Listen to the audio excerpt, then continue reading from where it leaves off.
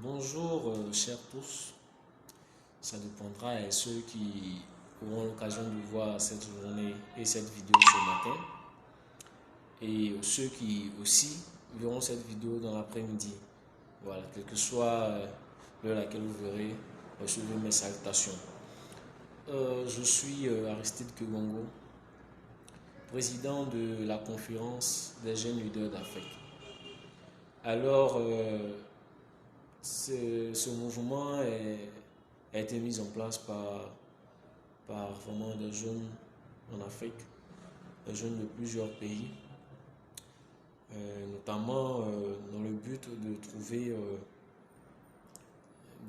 un moyen, un lieu d'expression des différentes réalités de la jeunesse africaine.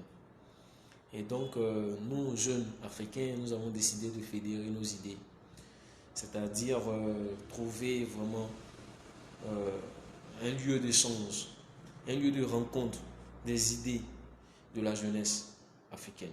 Et c'est en cela que nous avons jugé bon de mettre en place ce mouvement-là, qui est la conférence des jeunes leaders d'Afrique. Et comme son nom l'indique, les jeunes leaders, moi, je suis particulièrement convaincu qu'en chaque jeune africain se cache un leadership.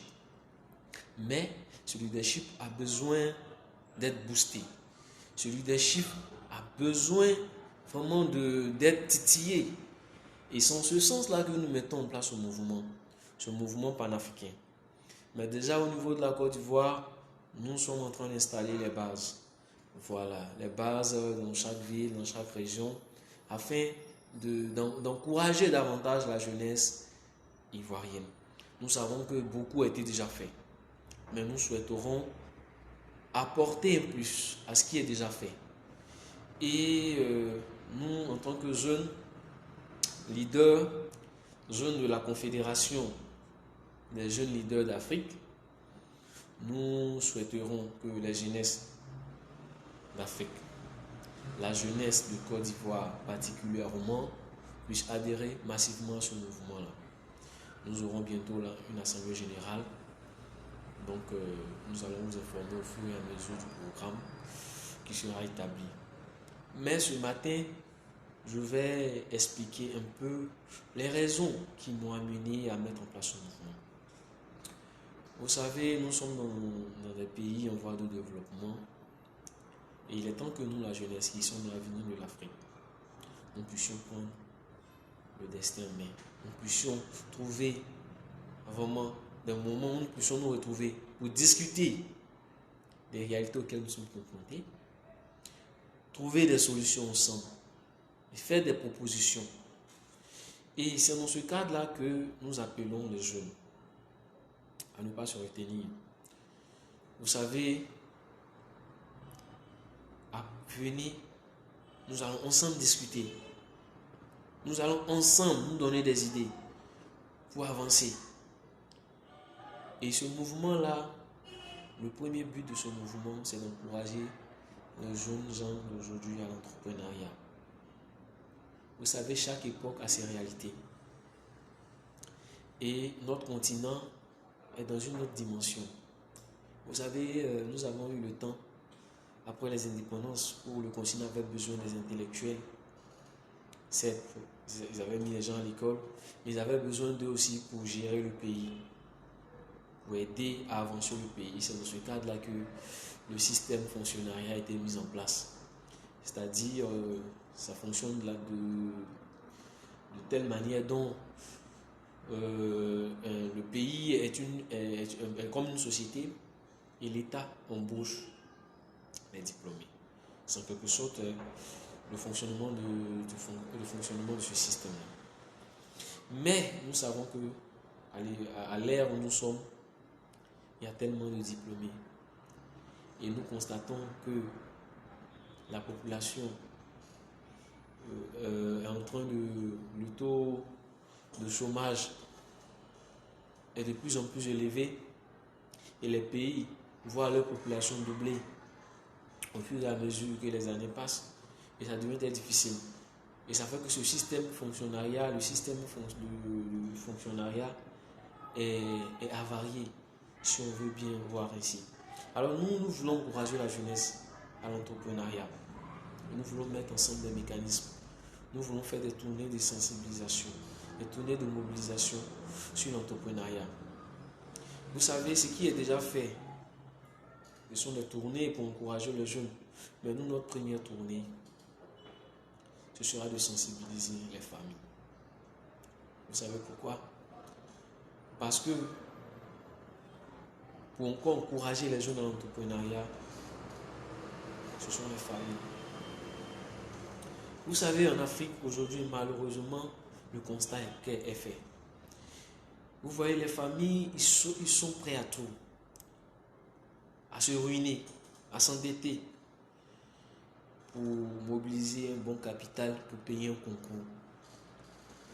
Ou bien pour payer le visa, faire les papiers pour qu'un des leurs parte en Europe se chercher. Mais c'est triste. C'est-à-dire nos familles africaines doivent prendre conscience. La réussite n'est pas forcément dans le fonctionnariat. La réussite, ce n'est pas l'Europe. La réussite, c'est l'entrepreneuriat. Si vous, en tant que parent, vous avez mis au monde ces enfants, vous les avez éduqués, vous les avez mis à l'école, vous avez payé les études, et ces enfants, après les études, quels que soient les diplômes qu'ils ont, ils décident de faire l'entrepreneuriat, vous trouvez que ce n'est pas une bonne idée. Mais vous êtes prêt à payer des concours pour eux. Si vous, en tant que parent, qui êtes toujours avec vos enfants, vous n'avez pas confiance en ces enfants, vous n'avez pas confiance en eux, en finançant leurs projets, ou en leur apportant le minimum, c'est-à-dire la moitié ou le quart, ce n'est pas l'État qui ne les connaît pas, qui ne les connaît que de nom, ou à travers l'identification, qui va leur remettre 1 million ou 2 millions, des grandes sommes pour monter ces projets. Alors nous voulons amener les parents à comprendre l'intérêt de l'entrepreneuriat. Et vous savez, si vous encouragez vos enfants, dans la famille, vous prenez une personne qui a un bon projet, vous l'encouragez dans l'entrepreneuriat, je vais vous dire une chose. Il y a déjà de l'emploi garanti pour les petits frères. Parce que même si ils n'ont rien eu après, en fonction de leurs qualifications, en fonction de leurs compétences, ils peuvent être recrutés dans ces entreprises. Donc déjà, accepter l'entrepreneuriat, ou bien si dans chaque famille doit naître un entrepreneur, ou bien une famille décide d'accompagner un entrepreneur, c'est déjà garanti de l'emploi pour au moins 2 à 3 personnes dans la famille. Contrairement au fonctionnariat, si dans une famille un fonctionnaire, ce n'est pas garanti que tout le monde puisse travailler, puisse être fonctionnaire. Au contraire, tout ce poids-là, toutes ces personnes seront à la charge de ce fonctionnaire. Donc il est temps que nos familles changent de mentalité. Il est temps que nos familles comprennent que c'est l'entrepreneuriat qui peut nous permettre de nous relever. C'est l'entrepreneuriat qui peut nous permettre de nous relever. Et aussi, dire aux jeunes d'être fermes. Parce que nos parents, ils ne sont pas forcément conscients des réalités de notre époque. Mais nous qui avons peut-être eu la chance de faire les études, ou bien qui avons compris ce système, de les amener à comprendre. Parce que pour eux, leur génération, réussir c'était d'être fonctionnaire, réussir c'était d'aller en Europe. Mais nous devons les amener à comprendre que dans l'entrepreneuriat, la jeunesse africaine peut s'affirmer. Donc, nous allons faire une tournée d'abord de sensibilisation, de mobilisation auprès des parents. De comprendre l'importance de l'entrepreneuriat. Et ensuite, avec les jeunes, trouver des solutions de financement, d'autofinancement. Et après, maintenant, discuter avec les autorités. Moi, je vais dire une chose. Malheureusement, il y a des faits, il y a des actes que moi, je ne soutiens pas. Il y a des actes que je condamne. On ne peut pas nous dire que nous sommes en train de mener une politique de jeunesse, une politique qui va créer de l'emploi pour la jeunesse africaine. Et pendant ce temps, on augmente l'âge de la retraite. Vous voyez ces deux actions complètement antagoniques. On ne peut pas demander à la jeunesse de patienter, nous allons créer des emplois et puis on augmente l'âge d'aller à la retraite. Il y a des personnes qui sont fatiguées, qui souhaiteraient aller à la retraite, mais malheureusement, par contrainte, par manque de réalisation, ils acceptent de travailler encore pour l'État. Et je vois ces parents-là qui sont malades, qui ne travaillent même pas de façon, qui ne sont pas réguliers au service. Mais ils sont là, l'État augmente l'âge de la retraite. Et vous pensez que si ces places-là, ces personnes qui sont là, s'ils vont à la retraite, il aura de la place pour la jeunesse. Il aura de la place. Mais vous dites que vous avez des politiques pour la jeunesse et puis malheureusement, vous gardez encore ces vieux. Vous les maintenez encore à leur poste. Mais c'est triste. C'est triste. Je vous souhaiterais que vous améliorez un peu ce fait-là. Vous améliorez un peu ce fait-là. Je dois vous dire, les autorités, vous savez, moi je préfère que l'argent que vous mettez dans les campagnes de mobilisation contre la corruption, vous mettez à la disposition des jeunes pour les projets. Parce que, je vais vous dire une chose. Tant que l'entrepreneuriat ne sera pas vraiment un credo dans ce pays, quelles que soient les actions que vous allez mener, je ne pense pas que ça aura une grande portée. Parce que, je vais vous dire une chose. Si aujourd'hui les jeunes se donnent à l'entrepreneuriat, je prends par exemple 2000 jeunes qui créent des entreprises, mais s'ils emploient une seule personne, vous voyez qu'il y a au moins 4000 personnes qui ne vont plus demander de l'emploi.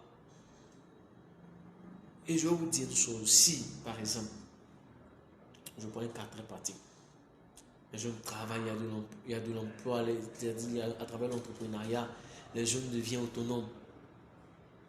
Pensez-vous qu'ils seront là en train de se battre pour entrer à la fonction publique? Et puis les gens vont leur demander des sommes élevées. Pensez-vous ça? Pensez-vous que ça existera? Non. Moi, j'ai un rêve. Et je pense que ce rêve va se réaliser. Il y aura un moment où pour un concours, il y a 1000 places en Côte d'Ivoire. Il y aura 200 candidats. Oui, 200 candidats. Et vous analysez avec moi, si pour un concours de 1000 places, il y a 200 candidats, est-ce qu'il y aura la corruption? Non. La jeunesse, dans quelques années, va se tourner vers l'entrepreneuriat. Ils vont comprendre parce qu'ils ont déjà compris. Il reste à ce qu'on puisse mobiliser les familles. Alors donc, c'était en quelque sorte ces petits points que nous allons travailler. Nous allons fédérer nos idées, nous allons fédérer nos expériences, encourager les jeunes à entreprendre, encourager les jeunes à se construire un avenir. Oui, la Confédération des jeunes leaders d'Afrique, c'est le but. Changer l'image de la jeunesse africaine, cette jeunesse qui est marginalisée, mais remplie de potentialités. Alors donc, soyez à l'écoute. Très bientôt, nous aurons à vous informer au fur et à mesure des rencontres. Voilà, très bientôt, il y aura l'Assemblée générale. Déjà, nous vous demandons de vous mobiliser, ceux qui veulent adhérer, d'être à l'écoute. Voilà, vous me l'écrivez en inbox. Nous allons ensemble nous donner la procédure. Merci et surtout, croyez toujours en l'avenir de la jeunesse africaine. Je vous remercie.